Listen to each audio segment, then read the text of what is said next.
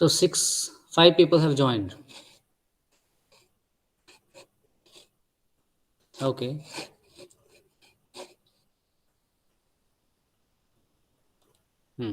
Okay.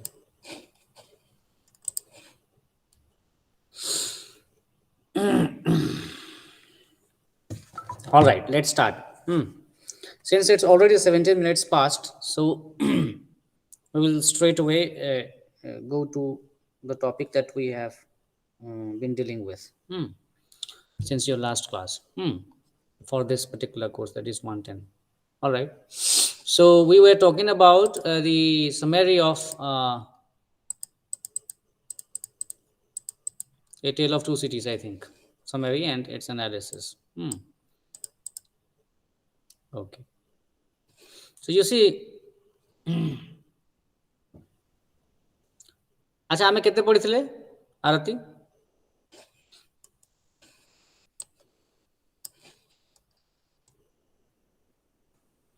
आरती निर्लिप्ता Yes, sir. केते पढ़िथिले आमे last class रे Sir, Dickens' portrayal of women. Dickens' portrayal of women. Women.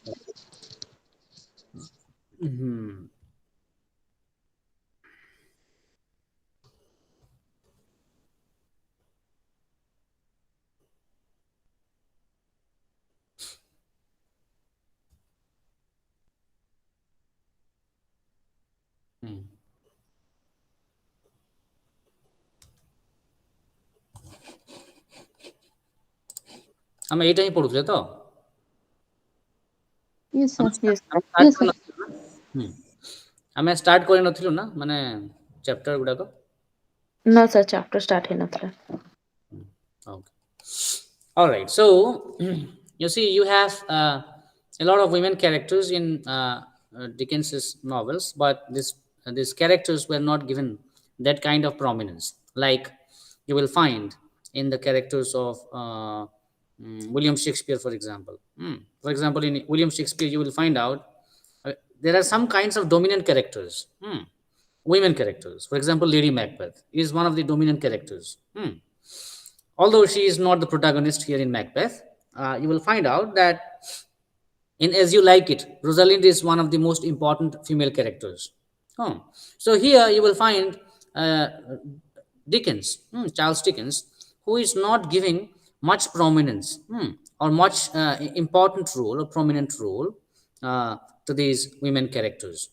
So you will find in Great Expectations Pip, which is the protagonist of the novel, and this protagonist is a male character. Although here we have, I mean, in this particular Tale of Two Cities, we have a female character, but that female character, Lucy, is not given the lead character or the lead role. So that is why Dickens is criticized by a lot of critics for this kind of an approach, which is a sort of patriarchal approach to dealing with women characters. All right. So here we have, for example, Esther Summerson in Bleak House. We have talked about this. Amy Dorrit in Little Dorrit. And we have here in Tale of Two Cities, Lucy Manet. And these important characters were not given their due place as important characters. That is why he is often criticized for his approach to dealing with these women characters. Next up, we have the theme of burial and resurrection. So, for example, what is resurrection, by the way? So, we have Jesus Christ. Jesus Christ died, and just after 3 days, he is again resurrected in the cities of Bethlehem. Resurrection means in Christianity, when that means the return to life of Jesus Christ. Just after 3 days. So, just after 3 days of the crucifixion of Jesus Christ, people in Jerusalem and Bethlehem, they have actually seen Jesus Christ moving in the streets just after his death, just after 3 days of his death. This is known as resurrection. And there are many, poems, many works based on this particular kind of incident, the biblical incident that we can find in the Bible. For example, the second coming. The second coming is all about the second coming of Jesus Christ in the form of his Spiritus Mundi. And this Spiritus Mundi is one of the avatars of God, I mean Jesus Christ. And this Jaggernaut avatar is the avatar of a destructive God. And this destructive God will destroy the whole uh, world or world order, and it will create a new world order. And this new world order will be full of happiness, harmony, and all, according to William Butler Yeats. And this is one of the most important and one of my favorite poems, by the way. That is The Second Coming. And these four lines are quite important, and they have been oft quoted by a lot of people, a lot of writers. For example, Chinua Achebe has also talked about these four lines from The Second Coming in his own novel, that is Things Fall Apart. Things Fall Apart is the title of his novel, where he is talking about a character of Okonkwo. And this Okonkwo is a Nigerian tribal character, and this character is uh, shielding the tribal cultural heritage, cultural knowledge, the jungle, all these cultural value system and all against the forces of the Britishers, and the Europeans. All right. So you have these lines, these four lines are quite important. For example, things fall apart, the center cannot hold, and mere anarchy is loose upon the world. Things fall apart, the center cannot hold. Mere anarchy is loosed upon the world. All right. The blood dim tide has rose. The ceremony of innocence is drowned. The best lack all convictions, while the worst are full of passionate intensity. Surely some revelation is at hand. Surely the second coming is at hand. I mean, these four lines are quite important so far as the resurrection is concerned. So far as uh, destroying the present world order and creating a new world order is concerned, and that establishment of a new world order has been emphasized here in this particular poem, that is The Second Coming, by written by William Butler Yeats. And the concept of this Spiritus Mundi, the Spiritus Mundi, is quite interesting. This concept has uh, got its place from the occult practices of Georgie, or George. Georgie, his own wife. So Georgie is 30 years junior to W.B. Yeats, and she used to have these occult practices, and she used to have these possessions, spiritual possessions, uh, and when possessed, she used to write like this. She used to have hands like this, and whatever she used to write, they used to make some of the themes out of it. And the Spiritus Mundi is that belief that, you see, in every kind of our physical existence, there is some kind of a supernatural force that is actually working behind. And that is why, and that is how the concept of Spiritus Mundi that is placed in The Second Coming has come to the mind of William Butler Yeats. And that is how he has made this concept a unique concept through that poem, that is The Second Coming. And The Second Coming is in the context of the Irish Revolution of 1911 and 15. During that period, Ireland wanted freedom from the clutches of United Kingdom, or the British dominance, from the British dominance. And that's why Ireland started revolting against these British forces. That's why uh, William Butler Yeats started writing against the injustices, infliction of tortures by the British forces. And that's why he started writing poems like this, that is The Second Coming. Okay, so we have here the theme of burial and resurrection in Dickens's this A Tale of Two Cities. And what kinds of instances we find from the Tale of Two Cities? We have, for example, uh, in the Tale of Two Cities, one of the major centers of the interest is the story of Dr. Manette, a man deeply traumatized by 18 years in prison, a form of burial alive. Right? So he has been, why? made to be dead, or made to feel like a dead body during his what lifetime, right? That is why we have the theme of burial here in this way, in the form of Dr. Manet, because he was being imprisoned for consecutively 18 years of his life. So he recovers his energies and interests after his release, though not without occasional relapses into a condition of withdrawal. And in Great Expectations, which followed soon after, Dickens shows in the figure of Miss Havisham a character outside this mold who refuses to emerge from her self imposed barrier and becomes a warped and unhealthy person as a result. And in our mutual friend, I mean, Dickens' last completed novel, the theme of resurrection is explored most fully. And the hero, John Harmon, believed to be dead and is in fact rescued and assumes another name and identity in his resurrected life. And the theme interested Dickens because it allowed him to explore questions of this burial and resurrection and of humanity or human identity through such devices and psychological case studies as the double, the schizophrenic, and the obsessive. And so, how do you pronounce this one?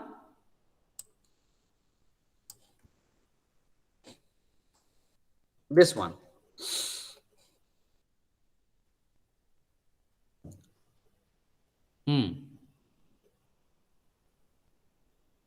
ଆରେ ବାକି ଆଉ ଦୁଇ ତିନି ଜଣ କୁଆଡ଼େ ଗଲେ? ଆଉ ଦୁଇ ଜଣ ତ ଥିଲେ ବୋଧେ?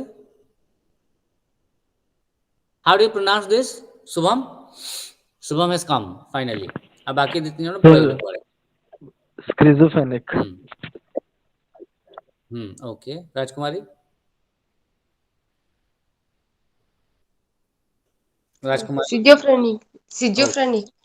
So this is not schizophrenic or schizophrenic, but this is schizophrenic. Schiza, schizophrenic, schizophrenic. The pronunciation is different. All right, the spelling is schizophrenic, but the pronunciation is schizophrenic. Okay, so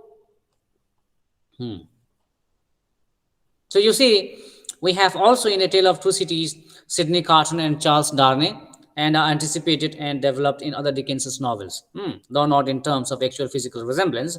Thus, critics have noted that Pip, the hero of Great Expectations, as I had already told you, and Orlick, the villain, are aspects of a single person. So, Pip, the hero, and we have Orlick in Great Expectations, hero and villain. They are two aspects of the same person, according to some critics. And are aspects of a single person. Similarly, we have Eugene Raybaum and Bradley Headstone in Our Mutual Friend, united by their mutual antagonism and their love for the same woman. Okay, so they love a woman, and they are in a sort of inimical kind of relationship. So they are antagonistic in nature, though they both of them hate each other, but they love one woman, and that's how they have got their friendship intact. The double serves the function of surrogacy and scapegoating, which have implications that we shall examine later in the specific context of A Tale of Two Cities. Okay, so we have also influence of the French Revolution in Dickens's works, and although Dickens subjected virtually every institution of the English state to radical criticism, he was always deeply intact and apprehensive about the prospect of a revolutionary upsurge in England. And during the 1830s, when Dickens first began writing, the prospect of a revolution in England was very real. And the economy was extremely unstable, and the living conditions of the working classes unbearable. That is why he has written Hard Times as well. In Hard Times also, he has described this grim situation of poverty, of unemployment, of exploitation, economic exploitation by the capitalist forces or the factory owners. All these things have been mentioned in Hard Times as well. So So the result was consecutive waves of working class agitations that culminated in the Chartist movement. We have discussed about Chartist movement while dealing with French Revolution. So in his early novels, Dickens shared with many of his reform-minded contemporaries the conviction that the government had failed badly in providing the working classes with even the minimum decencies of life, basic amenities of life like food, shelter. These have been actually denied to the common people, to the daily wages. But he also believed in the deeply entrenched middle class image of any form of plebeian uprising as anarchic and mindlessly violent. In the Chimes, Dickens himself depicts with great clarity, vividness, and elaboration the process by which one of the characters, that is Wilfern, is driven to a total penury, total bankruptcy in a way. But when Fern speaks of participating in an uprising against an oppressive state, Dickens' imagery increasingly highlights the anarchic, destructive dimensions of such events. When Dickens turned to the happenings in France in A Tale of Two Cities, it was from the safety of the 1860s. Accordingly, as we shall see in the entire unit, we devote to Dickens' representation of the French Revolution, and Dickens is able to project the revolution as a mad orgy of bloodletting without the anxiety that had underlain the world of Dickens' early novels, where revolution had been a real possibility. And A Tale of Two Cities and Dickens' later novels, in spite of the continuities we have noted above, A Tale of Two Cities differs in one fundamental sense from the other novels of Dickens' later period. In order to respond to these differences, we need to look a little more closely at the society to which the later Dickens was reacting as a novelist. Dickens' later novels were written in what has often been described as the age of improvement or the age of progress. And this period began roughly around 1850 and witnessed sustained economic growth, social and political stability, and also rising standards of living for the majority.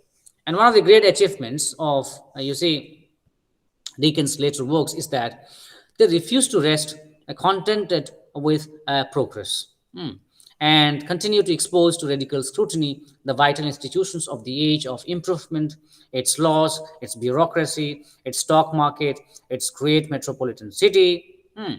In a scene in A Tale of Two Cities, this particular novel, the background of this novel is deficient in two important aspects. Firstly, it is removed uh, from the description of the mid-Victorian England, and the world of A Tale of Two Cities lacks the social density of Dombey and Son or Little Dorrit, and is as much incapable of providing Dickens with the context where a social imagination might find full expression. So it is lacking in these respects, by the way. Thus, Tale of Two Cities has nothing that can compare with Dickens' treatment of the railway in Dombey and Son, or the idea of gentlemanliness in Great Expectations, like in the form of Pip, that is important character. And also, you will find out that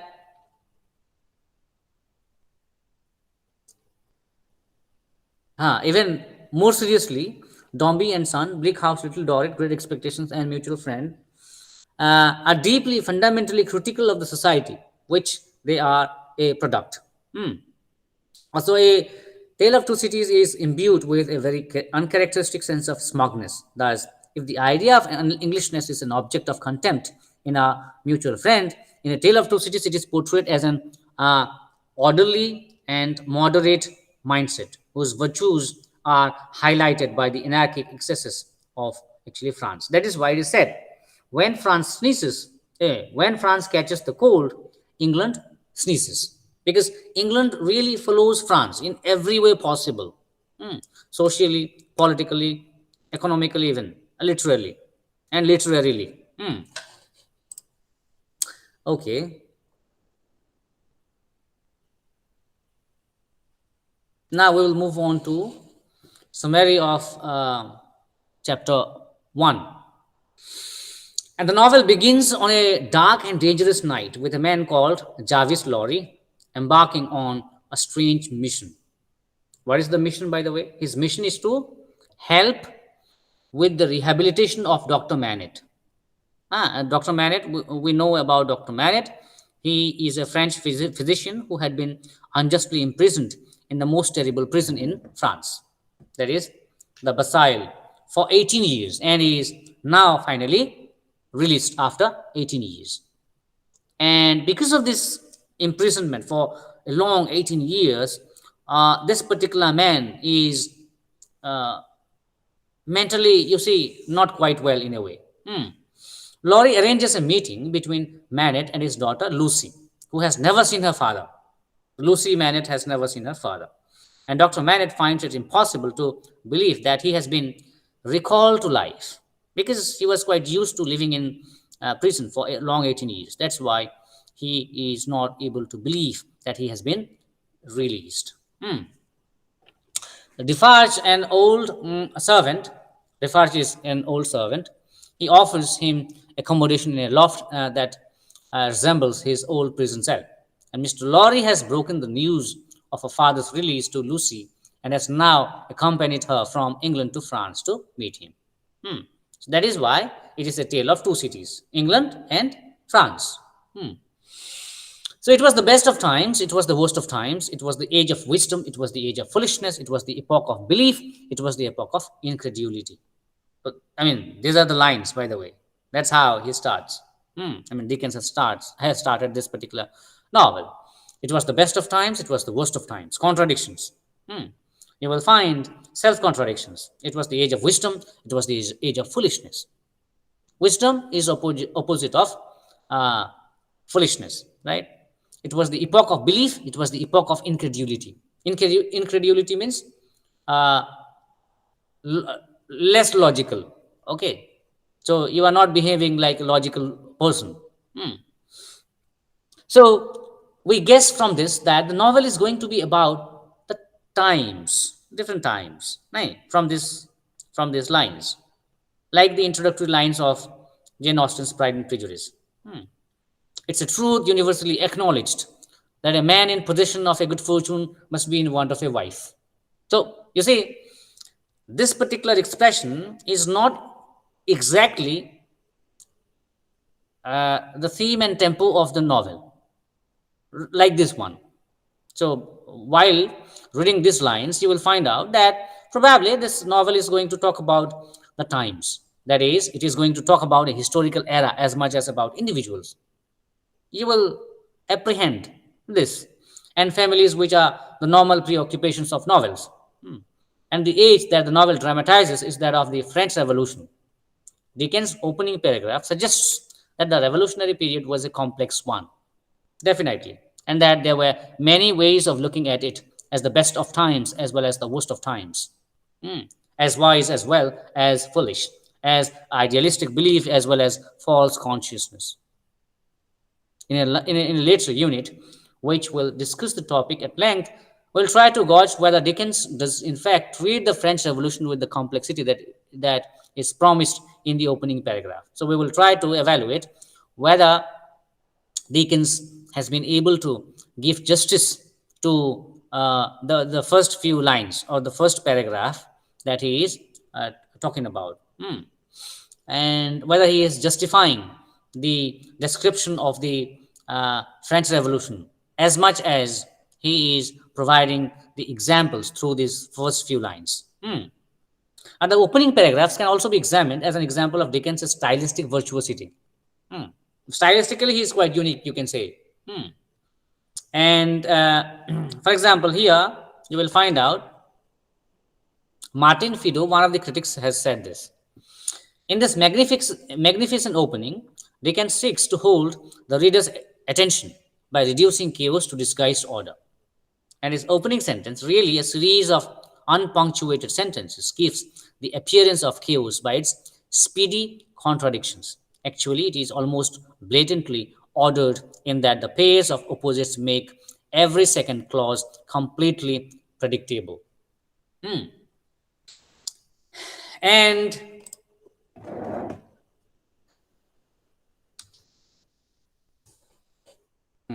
just a few seconds.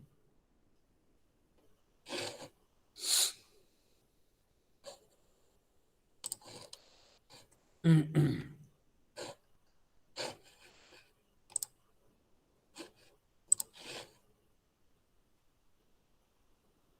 a few seconds. Huh?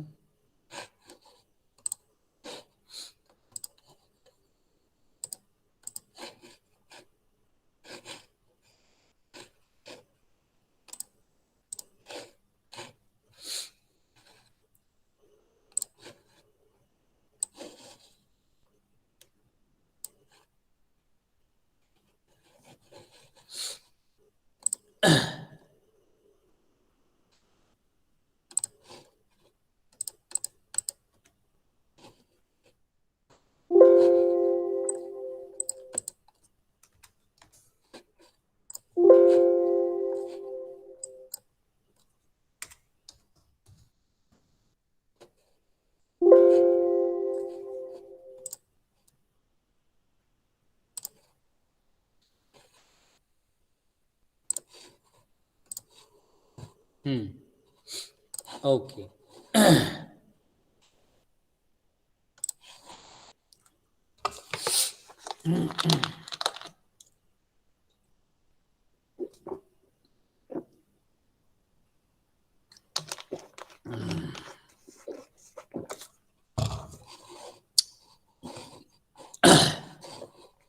All right.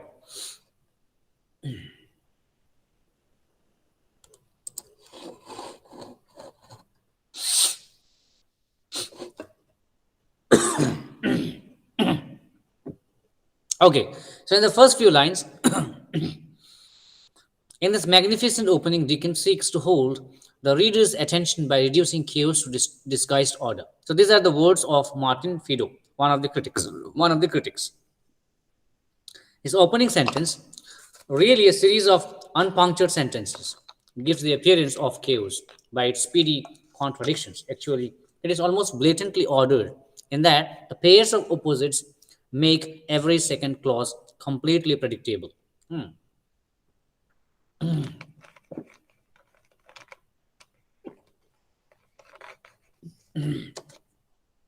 Parallel pairs are extended in the second paragraph to present the comparison between the two countries. In the third paragraph, Dickens sets up a slightly supercilious ironical tone of moral condemnation, which is to be used throughout the book with reference to England. The fourth paragraph provides the grim irony, which is to be used for France, and predicts the subject of the book. The fifth paragraph shows that England is certainly not going to be held up as a perfect moral exemplar to France, and it indicates the theme of lawlessness, which is to be peculiarly English in the book, and returns to the suggestion of anarchy, which the opening sentence appeared to indicate. And the last paragraph leads back to the notion of specific people directing their individual lives through this historical climate, and so prepares us for the opening of the action. The opening chapters are important for another reason as well. They tell us of the terrible circumstances surrounding one of the important characters of the novel, Dr. Manette. The experience of being imprisoned for 18 years in the prison, the Bastille, has a terrible impact upon his character and affects him in strange ways, even after his release as well, as we can see later on. Chapter 5 to 6 talks about the suburb of Paris, that is Saint Antoine, where Dr. Manette has been sheltered in a dark loft by his former servant, Defarge. The loft is located over the wine shop presided over by Defarge's wife. At this place, a group of three men, all addressed as Jacks, mysteriously gather to peep at the poor prisoner. An emotional meeting between father and daughter takes place. Manet is bewildered. Bewildered means confused and withdrawn, and clings to his cobbler's tools and bench since he has been accustomed to the occupation of shoemaking in prison.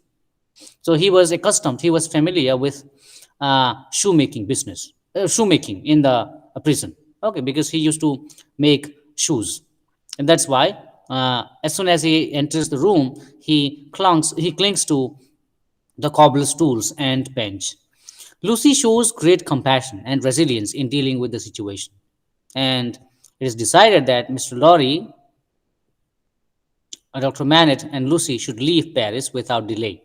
And soon they embark on their journey to London. Here we see Dr. Manet constantly engaged in making shoes as it prevents him, as he later explains, from going mad under the pressure of his loneliness. Even after he has gained a great deal of normality under Lucy's loving care, he reverts to his shoemaking whenever he finds himself unable to cope with mental tension. Dr. Manet's personality is split as he fluctuates between being the caring parent and doctor at most times, and the prisoner who obsessively makes shoes to stave off the horrors of his past life at certain other times. And we would call his condition schizophrenia today. We shall see later how not only Dr. Manet but many other characters may be viewed as divided personalities. So here there are different characters who are uh, having this divided personality. Some are multiple, some are having multiple personality disorder, dual personality disorder, bipolar. Some are having PTSD, post traumatic stress disorder, like Dr. Manet. This is a PTSD kind of example of psychological disorder. So,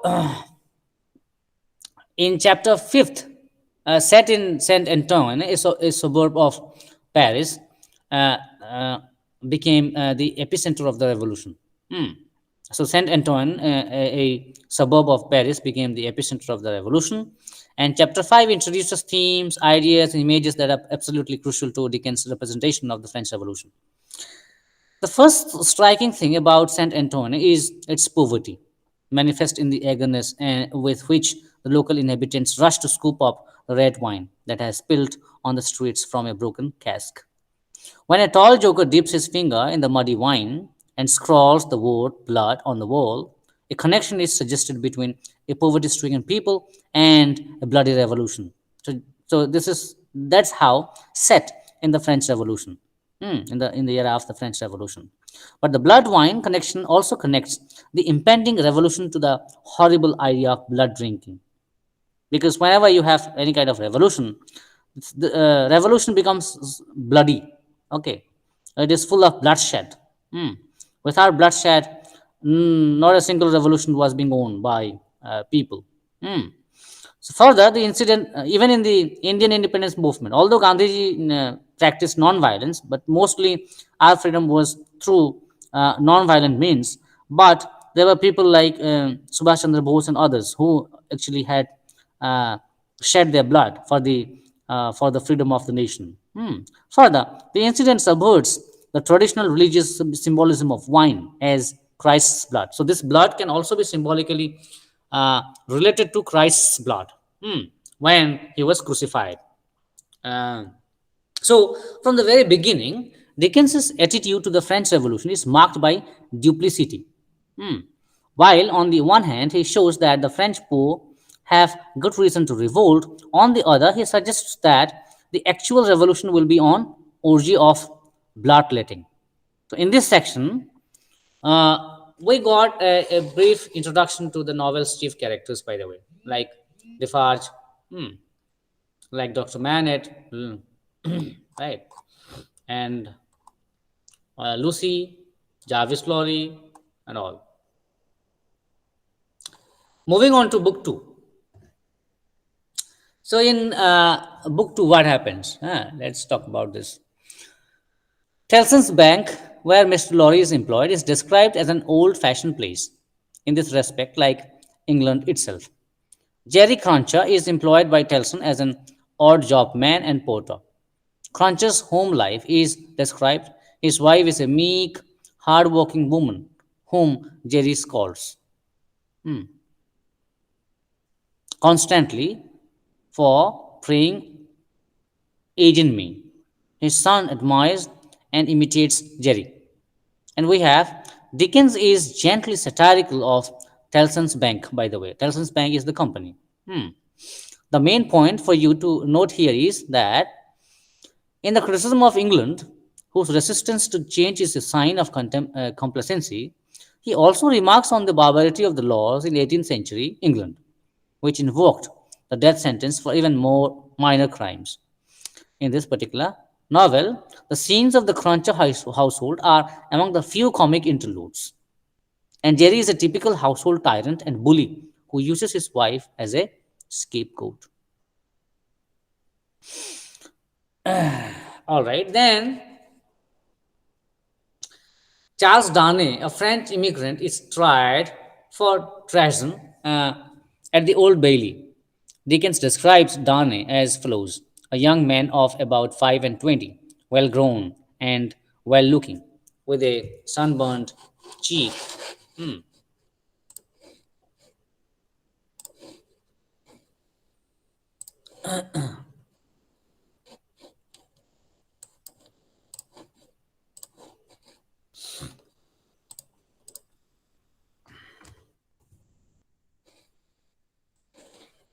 With a sunburned cheek and also a dark eye. There is a large crowd at the trial, chiefly because the widespread public interest at the time in witnessing the death of a criminal is there. Among the witnesses are Dr. Manet and his daughter. And if you talk about chapter 3, then there is a disappointment kind of scene. At the end of a long and suspenseful trial, Dane is acquitted. Uh, Thanks are mainly to the efforts of Sidney Carton, an assistant to the defense attorney. Carton's most effective strategy is his demonstration of his own close resemblance to the prisoner. He thereby confuses one of the opposition's witnesses. Jerry, a spectator at the court, thinks that the phrase recall to life uh, is applicable to Dane now. Hmm. And so far as chapter 4 of book 2 is concerned, we have Dr. Manet, 5 years after his release, has recovered. So Dr. Manet is finally recovered, but occasionally the shadow of the basil is still visible upon him. Lucy's role in saving him is described by the metaphor of the golden thread. Lucy connects the earliest part of Dr. Manet's life with the present, both happy times, hence, she herself is the golden thread. Carton and Darnay, these two characters.